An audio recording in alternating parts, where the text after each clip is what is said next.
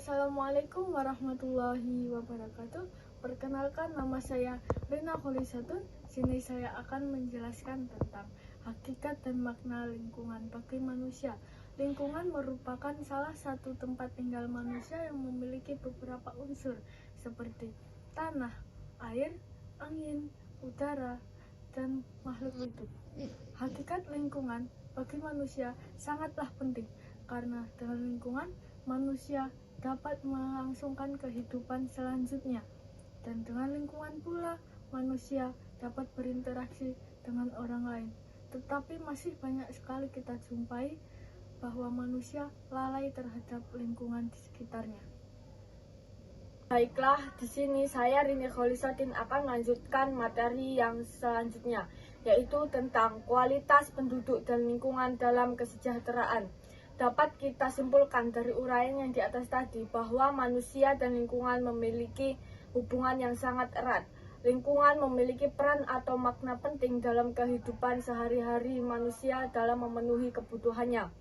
Dapat kita lihat banyak sekali perubahan lingkungan di dalam kehidupan kita sehari-hari itu disebabkan oleh diri kita sendiri, dan bukan hanya berdampak kepada lingkungan itu sendiri, tetapi berdampak juga pada diri manusia yang lain.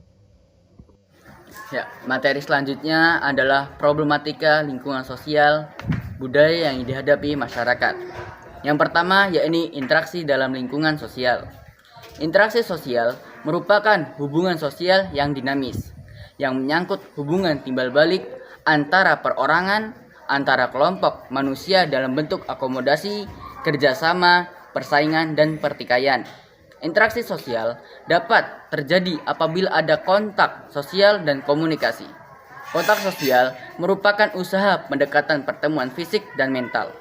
Kontak sosial dapat bersifat primer, yakni face to face, dan dapat berbentuk sekunder, yakni contohnya melalui media perantara, koran, radio, TV, dan lain-lain. Komunikasi merupakan usaha penyampaian informasi kepada manusia lain. Tanpa komunikasi, tidak mungkin terjadi interaksi sosial. Komunikasi bisa berbentuk lisan, tulisan, atau simbol lainnya. Bentuk-bentuk interaksi sosial dapat berupa kerjasama, cooperation, akomodasi, persaingan, dan pertikaian. Yang kedua adalah pranata dalam lingkungan sosial. Pranata sosial dalam bahasa Inggris istilahnya institution, menunjuk pada sistem pola-pola resmi yang dianut suatu warga masyarakat dalam berinteraksi, menurut Congenera tahun 1996.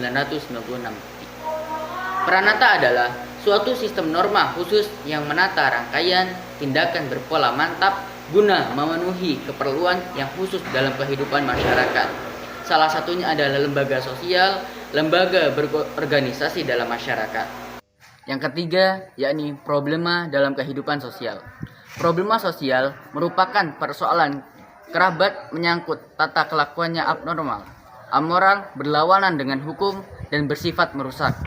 Sesuai dengan faktor-faktor penyebabnya, maka problema sosial dapat diklasifikasikan sebagai berikut menurut Sujono Sukanto. Yang pertama yakni problema sosial karena faktor ekonomi, seperti kemiskinan, kelaparan, dan pengangguran. Yang kedua adalah problema sosial karena faktor biologis, seperti wabah penyakit. Lalu yang ketiga adalah problema sosial karena faktor psikologis, seperti bunuh diri, sakit jiwa, dan disorganisasi. Dan yang terakhir adalah yang keempat, problema sosial karena faktor kebudayaan, seperti perceraian, kejahatan, kenakalan anak, konflik ras, dan konflik agama. Materi yang keempat, yakni isu-isu penting persoalan lintas budaya dan bangsa. Isu yang pertama yakni isu tentang lingkungan. Contohnya adalah kekurangan pangan, kekurangan sumber air bersih, polusi atau pencemaran, perubahan iklim. Lalu yang kedua adalah isu tentang kemanusiaan. Contohnya adalah kemiskinan, konflik atau perang, dan wabah penyakit. Baik, di sini saya akan menyampaikan kesimpulan dari materi kita, yaitu manusia dan lingkungan. Jadi, lingkungan adalah suatu media di mana makhluk hidup tinggal, mencari dan memiliki karakter serta fungsi yang khas, yang mana terkait secara timbal balik dengan keberadaan makhluk hidup yang menempatinya. Karena pada hakikatnya manusia dan lingkungan itu saling berhubungan, manusia tidak mampu memenuhi kebutuhannya tanpa adanya lingkungan. Lingkungan dapat memberikan sumber kehidupan agar manusia dapat hidup sejahtera. Dalam kehidupan manusia yang berhubungan dengan lingkungan, ada kalanya mengalami problema ataupun masalah. Problematika lingkungan sosial budaya yang dihadapi masyarakat bisa berupa dalam hal yang pertama ada interaksi dalam kehidupan sosial, dan yang kedua ada peranata dalam kehidupan sosial, dan yang ketiga ada problema dalam kehidupan sosial. Untuk isu-isu penting mengenai persoalan lintas budaya dan bangsa dibagi itu menjadi dua.